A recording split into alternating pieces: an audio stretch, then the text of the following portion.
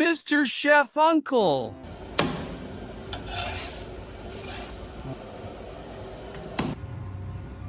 ආයිබෝවන් ඔයාලා සියලු දෙනාටම සුබ දවසක්.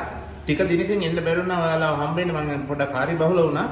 අද මම ඔයාලට විශේෂ රොටි එකක් ගැන තමයි කියන්නේ. එතකොට මේක උදේට ළමයින්ට ඉස්කෝලේ ගෙනියන්න, ක්ලාස් ගෙනියන්න, රැයට කෑමට ගොඩාක් ලේසි ගුණදායක එකක්. ඉතින් අපි මේක හදන විදිය බලමු. මේක ভেජිටබල් මික්ස් කරලා තමයි මම හදන්නේ. ඔයගොල්ලන්ට අර ෂෝටිස් කරිය වගේ ඒක ඕනනම් මැදට තියලා නමලා එහෙම හදන්නත් පුළුවන්. අපි එහෙනම් මේ වීඩියෝ එක කරන විදිය බලමු. මෙතන මේ ලුණු ටිකක් අරන් තියෙනවා. ලොකු පොල් ගෙඩි භාගයක් ගාගෙන තියෙනවා. කැරට් ග්‍රෑම් 100ක් විතර පොඩියට කපාගෙන තියෙනවා. ලොකු බීලුණු ගෙඩියක් කපාගෙන තියෙනවා. මෙතන ලීස් ග්‍රෑම් 50ක් විතර අරන් තියෙනවා. මෙතන අම්මිරිස් කරල් 3ක් 4ක් විතර අරන් තියෙනවා. මෙතන පිටි ග්‍රෑම් 500ක් අරන් තියෙනවා. එතකොට අපි ඊට පස්සේ මේක අපි හදන විදිහ ඔයාලට පිළිවෙලින් බලමු.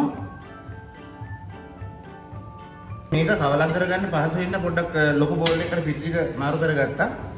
ඊට පස්සේ අපි මේකට බීලුණු ටිකයි මේ වෙජිටබල් ටික අපි ඔක්කොම මේකට කවලම් කරගමු.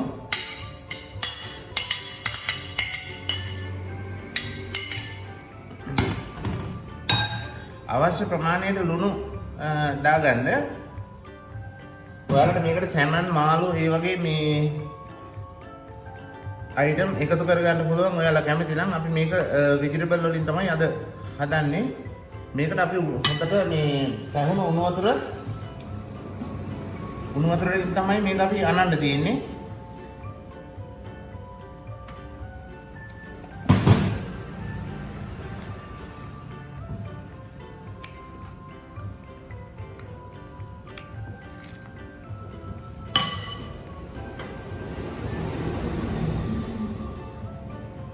මේ උණු වතුරෙන් අනනකොට මේ පිටි එක තැම්බුනහම ගොඩක් රොටි එක සොෆ්ට් එකට එනවා. ගොඩක් හයිය නැතුව.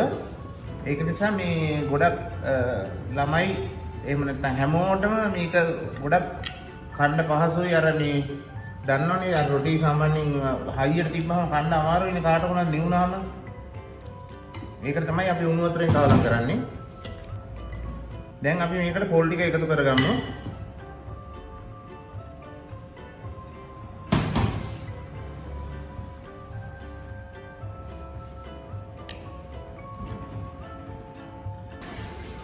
අපි මේ රොටිය බඩා ගන්න ප්ලේට් එකට මේ වගේ තෙල් චූට්ටක් දාගමු. අර මේ ඇලෙන ගතිය වින්දා. ඊට පස්සේ මේකටත් මේ තෙල් චූට්ටක් මේ මෙහෙම යාන්තම් අත ගන්න. මේ උණු වතුරෙන් අලපුවම තමයි මෙන්න මෙහෙම මේ තරම් සොෆ්ට් එකට එන්නේ. චුට්ටක්වත් මේ රොටි එක හයිය නෑ කද්දි. හරි. අපි එහෙනම් මේක වඩලා රොටි කබලට දාන්න බලමු.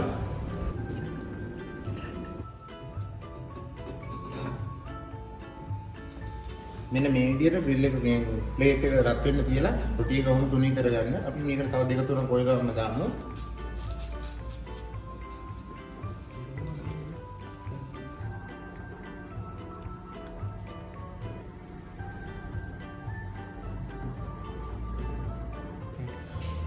ඔයාලට දැන් අර වගේ ලොකු ප්ලේට් එකක් නැත්නම් මෙන්න මේ වගේ මේ පොඩි පෑන් එකක උනත් රොටි ටික මේ වගේ ලස්සනට හදා ගන්න පුළුවන්.